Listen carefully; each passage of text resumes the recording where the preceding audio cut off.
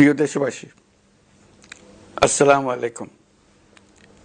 আমি আপনাদের সামনে হাজির হয়েছি অত্যন্ত হৃদয় বিদারক একটি সংবাদ নিয়ে। সিঙ্গাপুরে চিকিৎসাধীন জুলাই গণঅভ্যুত্থানের সম্মুখভাগের অকুতোভয় যোদ্ধা ও ইনকলাব মঞ্চের মুখপাত্র শরীফ ওসমান হাদী আর আমাদের মাঝে নেই। ইন্না লিল্লাহি ওয়া ইন্না ইলাইহি রাজিউন। কিছুক্ষণ আগে সিঙ্গাপুরের পররাষ্ট্রমন্ত্রী ভিভিয়ান বালাকৃষ্ণন আমাকে টেলিফোনে এই হৃদয় বিদারক সংবাদটি জানিয়েছেন। ফেসিবাদ ও আধিপত্যবাদ বিরোধী সংগ্রামের এই অমর সৈনিককে মহান রাব্বুল আলামিন শহীদ হিসেবে কবুল করুন, এই দোয়া করি। আমরা সবাই মিলে এই দোয়া করি। শরীফ ওসমান হাদীর এই অকাল মৃত্যুতে আমি গভীর শোক ও দুঃখ প্রকাশ করছি। তার প্রয়াণ দেশের রাজনৈতিক ও গণতান্ত্রিক পরিসরে এক অপূরণীয় ক্ষতি। আমি তার রুহের মাগফিরাত কামনা করছি এবং শোক সন্তপ্ত স্ত্রী, পরিবারের সদস্যবৃন্দ, স্বজন ও সহকর্মীদের প্রতি গভীর সমবেদনা জানাচ্ছি। শহীদ ওসমান হাদীর স্ত্রী ও একমাত্র সন্তানের দায়িত্ব সরকার গ্রহণ করবে। শহীদ শরীফ ওসমান হাদীর অকাল মৃত্যুতে আগামী শনিবার একদিনের রাষ্ট্রীয় শোক ঘোষণা করছি। এই উপলক্ষে শনিবার দেশের সব সরকারি, আধা সরকারি, স্বায়ত্তশাসিত প্রতিষ্ঠান, শিক্ষা প্রতিষ্ঠান সহ সরকারি বেসরকারি ভবন এবং বিদেশে বাংলাদেশ মিশনগুলোতে জাতীয় পতাকা অর্ধনমিত থাকবে। একই সাথে আগামীকাল শুক্রবার বাদ জুমা দেশের প্রতিটি মসজিদে শহীদ ওসমান হাদীর রুহের মাগফিরাত কামনায় বিশেষ দোয়া ও মোনাজাতের আয়োজন করা হবে। আপনারা তাতে শরীক হন। অন্যান্য ধর্মের উপাসনালয়গুলোতেও আয়োজন হবে বিশেষ প্রার্থনার। আমি বিশেষ কৃতজ্ঞতা জানাই সিঙ্গাপুর সরকারের প্রতি। তারা হাদীর চিকিৎসা অত্যন্ত আন্তরিকতা ও পেশাদারিত্ব দেখিয়েছেন। বিশেষ করে সিঙ্গাপুরের পররাষ্ট্রমন্ত্রী ভিভিয়ান বালাকৃষ্ণন, যিনি একই সঙ্গে একজন বিশিষ্ট চিকিৎসক, তার প্রতিও তিনি নিজে হাদীর পরিচর্যা করেছেন, আমাকে নিয়মিত চিকিৎসা সম্পর্কে খোঁজ খবর দিয়েছেন। এই নৃশংস হত্যাকাণ্ডের সঙ্গে জড়িত সকল অপরাধীকে দ্রুত আইনের আওতায় আনা হবে এবং তাদের বিরুদ্ধে সর্বোচ্চ শাস্তি নিশ্চিত করা হবে। এই বিষয়ে কোনো ধরনের শৈথিল্য দেখানো হবে না। বিপ্লবী রক্তে উজ্জীবিত এই তরুণ নেতা ওসমান হাদী ছিলেন প্রতিবাদের অনন্য প্রতীক। তার কর্মের মধ্য দিয়ে তিনি শুধু প্রতিবাদ নয়, দেশপ্রেম, ধৈর্য ও দৃঢ়তার অনন্য দৃষ্টান্ত রেখে গেছেন। আমি দেশের সকল নাগরিকের প্রতি আন্তরিক আহ্বান জানাচ্ছি, আপনারা ধৈর্য ও সংযম বজায় রাখুন। আইন শৃঙ্খলা রক্ষাকারী বাহিনী ও সংশ্লিষ্ট সংস্থাগুলোকে পেশাদারিত্বের সঙ্গে তদন্ত কার্যক্রম পরিচালনা করে সুযোগ দিন। রাষ্ট্র আইনের শাসন প্রতিষ্ঠায় সম্পূর্ণরূপে প্রতিশ্রুতিবদ্ধ।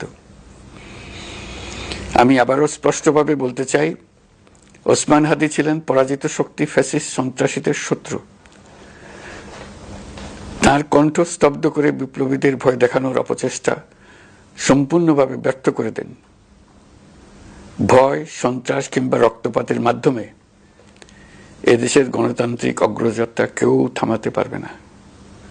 আমরা এখন গণতান্ত্রিক উত্তরণের চূড়ান্ত পর্যায়ে উপনীত হয়েছি। শহীদ হাদী ছিলেন এই প্রক্রিয়ার অবিচ্ছেদ্য অংশ। তার একান্ত ইচ্ছা ছিল আসন্ন নির্বাচনে প্রতিদ্বন্দ্বিতা করে নতুন বাংলাদেশ বিনির্মাণের পরবর্তী ধাপে সক্রিয় ভূমিকা রাখা। অত্যন্ত দুঃখের বিষয়, তার এই মহতী ইচ্ছা অপূর্ণ রয়ে গেল। তার স্বপ্ন বাস্তবায়নের দায় আজ সমগ্র জাতির কাঁধে ন্যস্ত। আগামী দিনগুলোতে আমাদের সবাইকে ধৈর্য, সংযম, সাহস ও দূরদর্শিতার সঙ্গে এগিয়ে যেতে হবে, যাতে নির্বাচন ও গণতন্ত্রের শত্রু ফ্যাসিস্ট সন্ত্রাসী অপশক্তিকে চূড়ান্তভাবে পরাজিত করা যায়। এই শোকের মুহূর্তে আসুন আমরা শহীদ শরীফ ওসমান হাদির আদর্শ ও ত্যাগকে শক্তিতে পরিণত করি, ধৈর্য ধারণ করি, অপপ্রচার ও গুজবে কান না দেই এবং যে কোনো হঠকারী সিদ্ধান্ত থেকে বিরত থাকে। যারা দেশকে অস্থিতিশীল করতে চান তাদের ফাঁদে পা না দিয়ে আসুন আমরা সবাই ঐক্যবদ্ধভাবে গণতন্ত্র, ন্যায় বিচার ও গণমানুষের অধিকার প্রতিষ্ঠার পথে অবিচল পদক্ষেপে এগিয়ে যাই। এটাই হবে শহীদ হাদির প্রতি আমাদের প্রকৃত শ্রদ্ধা। আল্লাহ। শহীদ ওসমান হাদি আমাদের মাঝে নেই। এটা আসলে আজকের খবর না। যখন প্রথম এই ঘটনাটা ঘটেছিল, এটা ঢাকা মেডিকেলে যখন অপারেশনটা হয়, সেখানে এক অপারেশনে থাকা এক ডাক্তারের সাথে কথা হয়েছিল। তিনি যেটা বলেছিলেন যে এটা আসলে মানে বাঁচার সম্ভাবনা একেবারে নেই বললেই চলে। তারপরে মূলত তারা ইউনাইটেড হসপিটাল, এই এভারকেয়ার হসপিটালে যেটা নিয়ে গিয়েছিল একটা বেটার লাইফ সাপোর্ট দেওয়ার জন্য, এর বাইরে কোনো কিছু না। তো দেখেন, এই ঘটনাটা কিন্তু আমি যেহেতু জানি বা অনেকেই জানে, তার মানে সরকারের কাছে ছিল। সে যে মারা যাবে এটা সরকার বুঝতে পারছিল। তারপরেও তার যে খুনি, সেই খুনিকে বাঁচানোর জন্য সরকারের গোয়েন্দা সংস্থা, বিশেষ করে ডিজিএফআই এর কয়েকজন কর্মকর্তা, তারপরে ওর নাম কি, সেলিম আজাদ, ডিএমআই, এরা বৈঠক করে, এই খুনের আগে তারা বৈঠক করে খুনিকে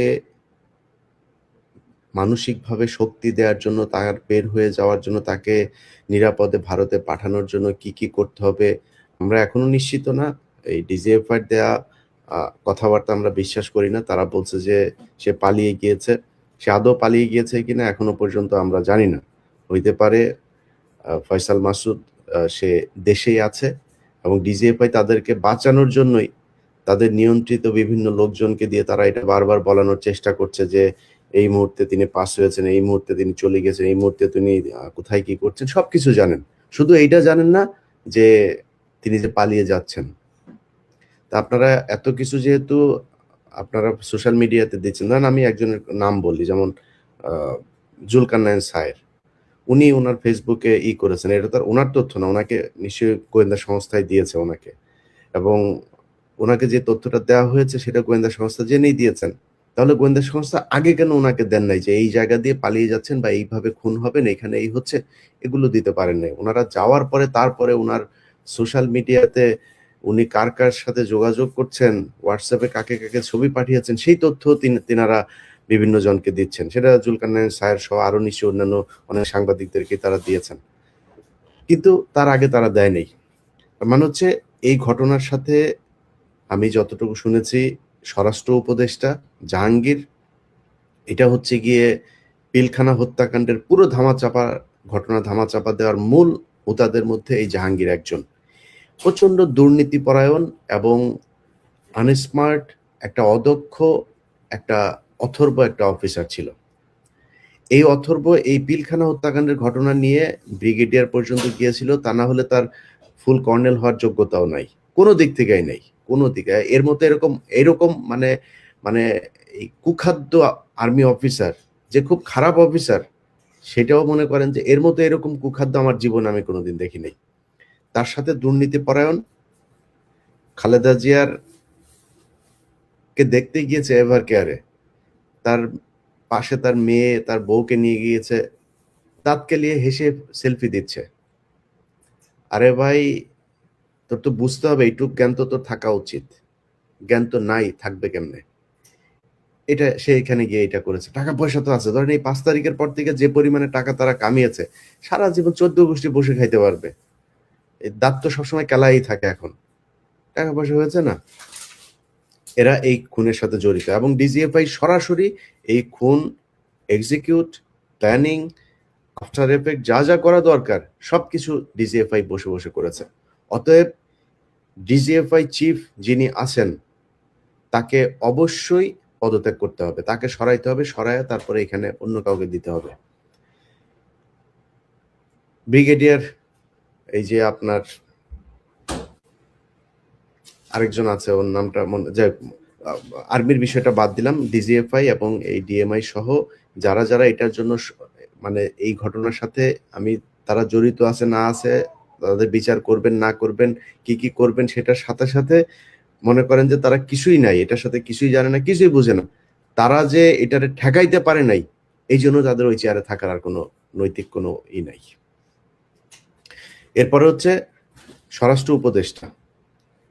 স্বরাষ্ট্র উপদেষ্টা ধরেন এই গেল কয়েকদিনের ভেতরে যদি আপনি বাংলাদেশের আইন শৃঙ্খলা পরিস্থিতিটা দেখেন, আরে বেটা স্বরাষ্ট্র উপদেষ্টা তুই তো কনস্টেবল হইতে পারবি না, তোরে যদি আমি জানি না তুই কেমনে ঢুকছিলি সেনাবাহিনীতে, তোর কনস্টেবল হওয়ার যোগ্যতা নাই। তুই এইখানে যেই মানুষগুলোর রক্তের বিনিময়ে তুই এই স্বরাষ্ট্র উপদেষ্টা হয়েছিস, তোর এই স্বরাষ্ট্র উপদেষ্টা হওয়ার পরে সেই মানুষগুলোর নিরাপত্তা দিবি না? সেই মানুষগুলোর পিছনে বারবার তারা একটা কথা বলার চেষ্টা করেছে, এখানে নাকি মব সন্ত্রাস হয়েছে, মবের বিরুদ্ধে তারা ব্যবস্থা নিচ্ছে, মব করতে দেওয়া যাবে না। তোর মারে আকাম করছে খানকির ছেলে, এইখানে আসছিস মব মারাইতে।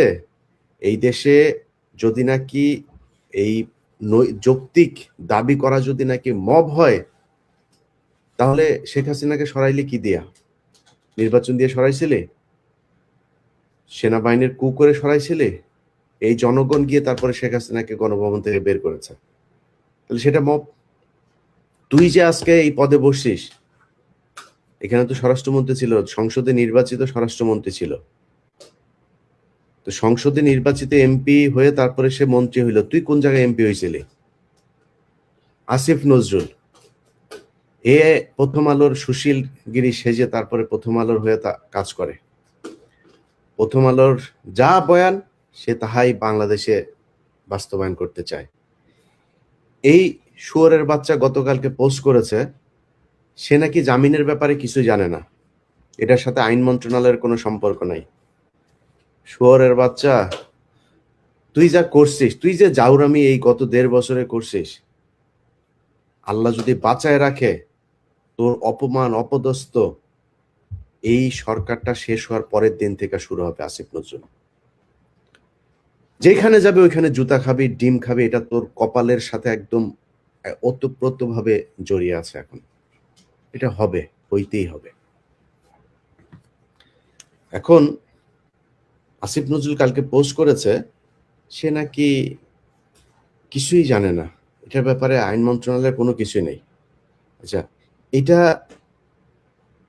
আপনার যখন কিনা 5 আগস্ট হয়, 5 আগস্টের পরে আপনাকে নামটা বলছি,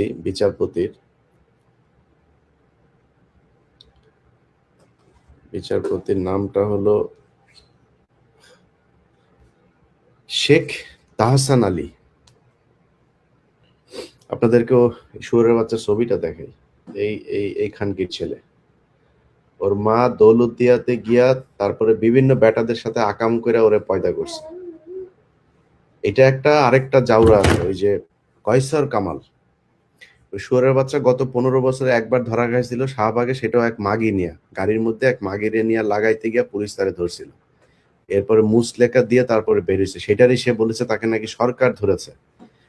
এবং এই মোটামুটি মানে আমি জানি না, তারেক রহমানের অনেক কিছু আমার খুব ভালো লাগে, কিন্তু তারেক রহমানের আশপাশে সব মাথার চোদ এখানে সব।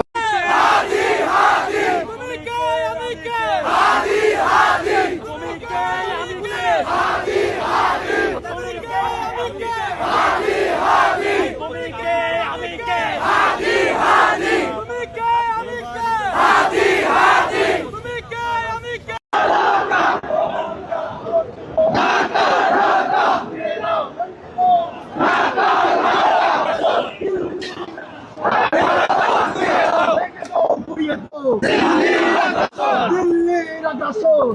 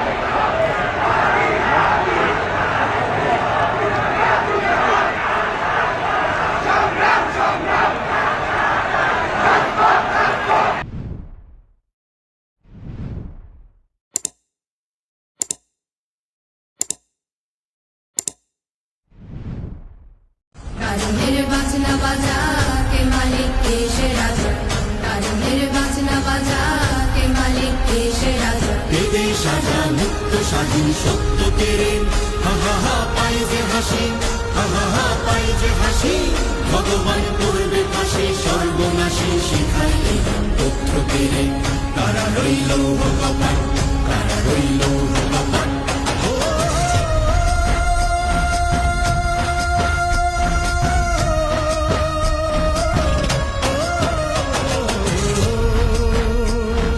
জীবন কাটে যুদ্ধ করে প্রাণের মায়া সঙ্গ করে জীবনের সাথে নাহি ঘর বাড়ি ঠিকানা নাই দিন রাত্রি জানা নাই চলা সীমানা সঠিক না জানি শুধু চলতে হবে ভেতরি বাইতে হবে জানি শুধু চলতে হবে ভেতরি বাইতে হবে আমি যে সাগর মাঝি